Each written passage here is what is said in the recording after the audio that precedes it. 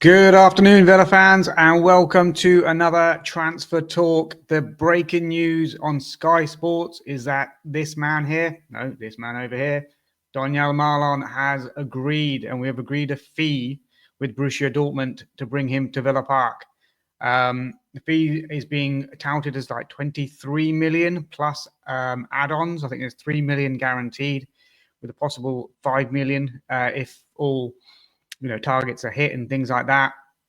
So obviously, I know this one's been dragging on for a little while because this was, a rumor that was being spoke about sort of very early doors in the window. But it looks like we've finally got our man. He's been obviously the top target for us in this transfer window. We needed reinforcements in the attacking line, and he's someone that can play right across, right wing, even on the left, and even up top if we need him to, as a front two. So he gives us so many options that we don't sort of have at the moment. Obviously, we have Duran and Watkins up top. Tried to pair them together. Doesn't quite work because they're very similar sort of players. Marlon will give you something a little bit different. Prepared to drop a little bit deeper, play with his back to goal, spin defenders really well, as he's done so. But also he's very effective from the wing. And this is where I can see him sort of playing his best football. And maybe that allows us to move Morgan Rogers back into that sort of 10 role. Because I know he's played from the left in the last few games. But yeah, I wanted to sort of just talk about it a little bit, jump on, do a little transfer talk. Also wanted to talk about the West Ham game a little bit as well, and also preview the Everton game. So it's going to be a bit of a bumper one. So grab yourself a cup of tea, grab yourself that tube of Pringles, and let's get straight into this. So yeah, Marlon, looks like it's happening. Looks like it's moving forward. Obviously, the Philogene heading out. I think that's all been agreed now with Ipswich, and we're using that money, and we've got a good deal out of the Philogene one as well to use to get this guy. I'm not sure if we got the money for Philogene, like 22 million, I hear it is, that we, would we have upped our bid for Marlon to 23 as it is now? Because I think we were looking at around sort of 18 plus add-ons initially, but as the transfer market is, the fees are going to be sort of driven up by the selling clubs. So, we've got our man, it looks like, and it's not my money. So, I'm happy for him to be wearing a Villa shirt, and if he can produce the form that he's capable of, there are inconsistencies in his game, but hopefully he can be one that, shines at Villa and gives us that bit of pace out wide, gives Bailey a bit of a kick up the arse as well, because I think, Philogene wasn't much competition for Bailey. Diaby was the one that sort of really pushed him along last year. They played together effectively really well as well. But it was always like, well, if I don't play well, Diaby could take my place. And now I think we've got that same quality, same sort of pace with Marlon. He's 25. So I'm not sure what the contract would be, but I imagine it would be for at least sort of 4 or 5 years. So hopefully we're going to get someone who's going to move into the peak of his powers. And working under someone like Unai Emery, I'm sure that he'll get the best out of Donyell Malen. I think we'll see a good return on our investment on him. So I'm really excited. I can't wait to see him. Can't wait to see him lift up the shirt. Whether it's all done today, obviously fee agreed. I think personal terms were agreed before. So hopefully that moves things along quickly. I'm not sure what the cutoff is if he could make his debut against Everton on Wednesday. I think it's possibly was maybe today. But yeah, so this looks like one through the door.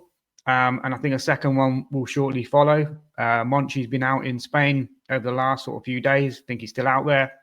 He was taking in the Celta Vigo versus Rayo Vallecano game on was it Friday, I think it was. Obviously watching Oscar Mingueza, and also getting a look at the Rayo Vallecano right back, who we've also been linked with, a guy called Andrei Ratiu, the Romanian 26-year-old who worked with Unai Emery when they were both at Villarreal, although I think Ratiu was sort of in the B team at Villarreal coming through the academy and had a couple of loan spells out as well. So whether Unai Emery actually got to work with him and knows him, not too sure. But Monchi was there to watch both of them. It sounds like the Mingueza one is closer than anywhere else on the right back situation. He's got a release clause of 20 million, which I think we're prepared to meet. Again, he's someone who's his sort of mid-20s, recently been capped by Spain. he's someone again that's versatile. Like Marlon can play across the front line. Mingueza can play across the back line. Right back's preferred position, but he's also done a job at centre back. He's also done a job at left back, and even sort of further up the pitch as well. So versatile player. If we can get him in, I think we're a little bit away on the actual deal. I don't think that's going to be done now, but it looks like obviously if Monchi's out there, then it could be moving along quite nicely. He was also spotted taken in the Valencia-Sevilla game as well yesterday, I believe that was. Whether that was to put eyes on Barrenechea, see how he's getting on, because he did play in that game, or whether he was looking at some alternatives, perhaps. Maybe there's a name at Valencia or Seville, obviously his former club, that we're not aware of, that maybe they were looking at, maybe even attackers, maybe. So it'd be interesting to see what Monchi's got out of that trip and whether he's still sort of out there looking at players still and, what that could mean. But I think Mingueza, he was definitely the Celta Vigo game, watching him and watching Ratiu as well. So I think Ratiu had the better game according to the player ratings. So it'd be interesting to see what comes of that, if anything. So yeah, we're in the market for players. Definitely been linked with a few, and these two look like the closest along that we could get. Looks like Robin Olsen, who did play against West Ham, could be leaving. He's only got 6 months left on his contract. He's been linked with a move back to his former side, Copenhagen. He's also been linked with Malmo. I wouldn't be surprised if he agreed a pre-contract and looked to join him in the summer. Gauchi was linked with Westerlo, going out on loan to the Belgian club. Haven't heard too much about that at the moment, but I think once a couple of deals start coming in, I think we'll see quite a few outgoings as well. And there's a few youngsters that need game time. Nedeljkovic was linked with Valencia. They've since got Max Aarons, I think, on loan. So whether they need to bring in Nedeljkovic now, and has that sort of kiboshed that kind of move. So maybe we're looking elsewhere now for Nedeljkovic if we do bring in Mingueza. Although I would be happy to keep Nedeljkovic. If you don't bring in the likes of Mingueza, I still think Nedeljkovic is a good backup. Maybe everybody needs to trust him a little bit more. But if I'm being honest, I think we will bring in a right back, probably Mingueza, and then look to get rid of Nedeljkovic on loan. Diego Carlos also talks with Fenerbahce, 10 million, and apparently Sky Sports are now reporting that. So there seems to be legitimacy to that rumor. So Mourinho keen to bring Diego Carlos in January, 10 million. Quite a bit of money for a 31-year-old, but I think it all hinges on the sort of Mingueza deal. If we can bring him in, then he gives us that cover at centre back as well. I can't see us letting Carlos go without having someone that's going to come in, literally a day or two later, because that would leave us very, very light at the back. As you saw in the West Ham game, we had to play Konsa and Mings because Carlos was out injured again. Swinkle's not ready. Bogard not ready. So it does concern me that if we do get rid of Diego Carlos, that we have to bring in someone more or less straight away in this window. So yeah, that's been the links so far. And then there's obviously talk about Duran with PSG again and all that sort of stuff. Kolo Muani, I can't really see that happening at all. Ross Barkley getting injured as well. Now McGinn's injured as well, although Emery seemed to say in his press conference that he would only be missing for sort of this game. So maybe his injury isn't as worse as we thought it was, and hopefully he's back soon. Jacob Ramsey got some good minutes into his legs as well. So, let's talk about the West Ham game slightly as well here. So, obviously FA Cup, great to get us through to the fourth round. I'll be honest with you. Again, it was a dreadful first half. You have to be honest with that. It was dreadful. I don't think we had a shot on target. I think Ollie Watkins touched the ball like 4 times. We were doing sideways. Wasn't a great game to watch. Mings, trying to pass the ball out from the back. He doesn't give you that same quality as Pau Torres does. Understanding Ian Martson was making some good runs on that left-hand side. Just wanted someone like a Pau Torres to pick him out over the top, perhaps. But Mings wasn't able to do it, and it just kept getting recycled again. So it wasn't a great first half. And West Ham take the lead again with the first shot on target, and they score. That's the 13th time that's happened this season for Aston Villa. That is a worrying stat, that the first shot on target from the opposition ends up in our net. And they had a shot after 45 seconds, which Paquetá hit as well, which just curled past the post. And that could have been in as well. So Villa really just need to wake up in these games. We can't keep coming back from behind. But the occasion was looked good on TV from what I watched. 150th anniversary game. We just did not seem on it in that first half. It wasn't great to watch. I've said this before about Yuri Tielemans. I'm not a fan of him playing as a 10. I just don't think he is as effective with his back to goal. I think he's better with the pitch in front of him, players in front of him where he can pick out passes. Like you saw for Morgan Rogers' goal, beautiful move out from the back, Olsen into Tielemans. Tielemans breaks the lines into Buendia. That's the pass. That's the pass that Tielemans is great at doing. Picks out Buendia. Buendia releases Watkins. Watkins a step over, cuts it back to Morgan Rogers, 2-1. That is Tielemans. He's done that quite a few times. If he is going to play in a midfield 3, then he needs to play in a midfield 3. And it's not as a number 10, it's as a 3. And then you get sort of Rogers and Bailey from the wing sort of tucked in a little bit more in support of Ollie Watkins. But yeah, let's see. We've got Jean Duran coming back for the Everton game as well. I thought Amadou Onana did well when he came on, obviously replacing Ross Barkley. He'll probably make the starting lineup, I would say, in this game. A return to Goodison. So you could see someone like, Kamara and Onana and Tielemans playing as a 3 perhaps in there. But Tielemans not as advanced as as he has been. I don't want to see him alongside sort of Ollie Watkins because I just don't think that's his best position. Luca Digne, obviously, would want to play in this game. I thought Ian Martin was really good for us. And again, is he someone that could keep his place, or is he going to be our sort of secret weapon from the bench as well? And then obviously we've got Jean Duran fit and available after his ban. Obviously, he's missed 3 games now. So do we chuck him straight back in? I know Ollie Watkins has missed some glaring chances in these last 3 games, and I was one that was backing him to take this opportunity. So 1 goal in 3 games, I think it is, and quite a hatful of missed chances.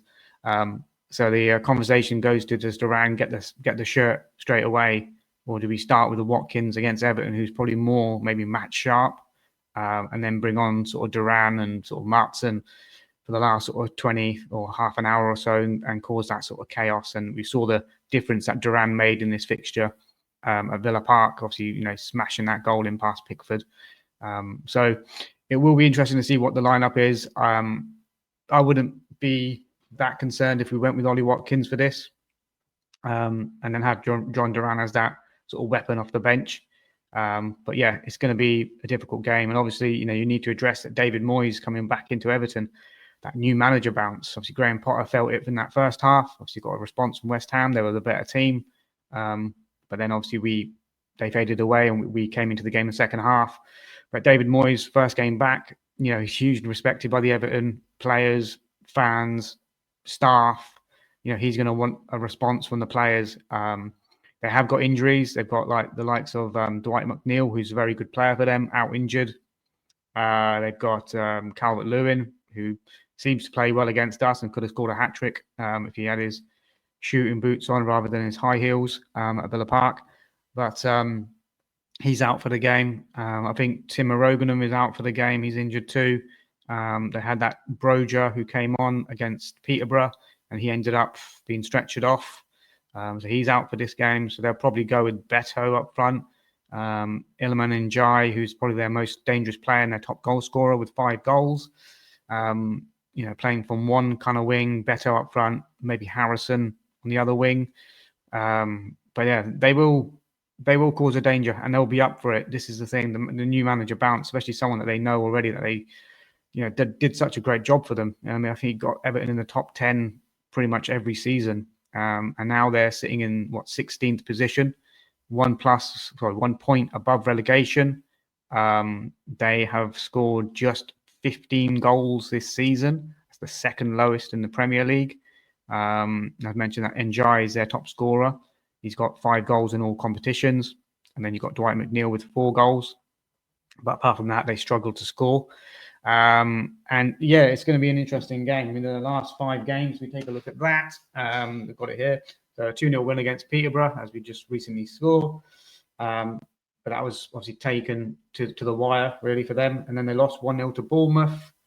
They've lost 2-0 to Forest. They've drawn 1-1 with City and 0-0 with Chelsea. So they did have a couple of good results in December there, but not enough for Dyche to, save his job. But they conceded 25 goals, which is 7 better than Villa. Villa have conceded 32. So they've got a better defence than Villa, which is a weird thing to say, really. But yeah, we need to make sure that we come out the blocks quickly. We kind of party poop a little bit. We need to stay switched on. Obviously, we don't want to be conceding after the first shot again. That can't happen. They've got their injuries. We've got a few injuries as well. I'm sure Ross Barkley would have wanted to play in this fixture as well, but he's going to be probably out for this game. But yeah, so it's going to be interesting to see on Wednesday night. My score prediction for the game, I'm going for a Villa win. I'm going for a 2-1 Aston Villa victory. I've got a feeling that Buendia, who always does well in this fixture, is going to come off that bench and prove the match winner. Probably sort of in the last few minutes as well. But yeah, I think there will be a new manager bounce. David Moyes will get them fired up. We'll get them organised. We'll get them probably sitting a bit deeper, harder to break down, and then sort of rely on sort of counter attacks on the pace with Harrison and Jai and Boeto. But yeah, I do see a response from them, and it won't be a walk in the park like many people might be imagining. Everton, but I think they'll struggle this season. Whether David Moyes keeps them up, not too sure. But let's see. But yeah, if there's any more transfer rumours that you're hearing, do let me know. But this Malen deal looks like it's ticking along nicely. As soon as it's confirmed, I'll jump back on maybe and sort of do a further sort of transfer talk as well. But yeah, it was just breaking news on Sky Sports as I was sort of flicking through. So I wanted to get on and sort of say, yeah, this is going to be a really good signing for us. I see him making an impact. I see him being that pace that we need in that attacking third, the direct running. Can't rely on Bailey all the time to do it or Rodgers to do it all the time. It needs to come from other players. And it also just gives us the option of playing a front two and playing it slightly different. But I'm excited to see what this guy can do. He looks strong. He looks confident. His shooting is good. He's got quite a low sort of backlift when he shoots. And he's been amongst the goals, whether it's at Dortmund, whether it's at PSV.